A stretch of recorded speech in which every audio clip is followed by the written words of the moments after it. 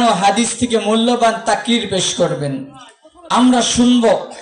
এই জন্য বললেও আল্লাহ যদি এই নিয়তে বলে যে আল্লাহ আজকের মাহফিলে যা বলবো, আল্লাহ আজকের মাহফিলে যা শোনাবো, তা যেন আমার হেদায়েতের কারণ হয়ে যায়, এর মাধ্যমে জানি আমি কিয়ামতের দিন ওই মালিক যেই দিন আমাদেরকে প্রশ্ন করবে, বান্দা ও উলামায়ে কেরাম, তোমাদেরকে আসমানি ইলম দেওয়া হয়েছিল, তোমাদেরকে কোরআনের ইলম দেওয়া হয়েছিল, তোমাদেরকে হাদিসের ইলম দেওয়া হয়েছিল, তোমাদেরকে ফিকহের ইলম দেওয়া হয়েছিল, সব কিছু ইলম পাওয়ার পর যারা জানে না তাদেরকে কি বলেছো?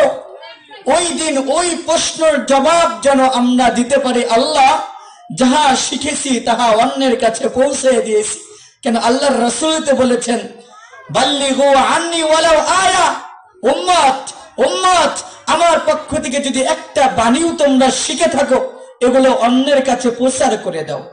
এটা বক্তার উদ্দেশ্য থাকতে হবে, আর ইখলাস থাকতে হবে, মালিককে রাজি করার উদ্দেশ্য থাকতে হবে, মানুষকে না।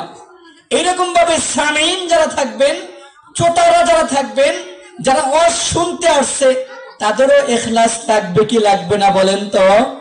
অবশ্যই ইখলাস লাগবে, যে হ্যাঁ হুজুরের মুখ দিয়ে যেন আল্লাহ তাআলা এমন একটা কথা বাহির করে দেয় যার কারণে আমি তো নিজেও নামাজি হব, আমার গোটা পরিবারও যেন নামাজি হয়ে যায়, বলেন সুবহানাল্লাহ।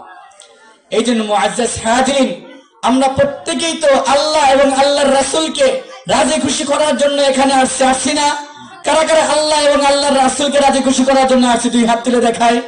যদি আল্লাহকে রাজি খুশি করার জন্য আসি, হাত নামান, তাহলে মজলিসের সৌন্দর্যের জন্য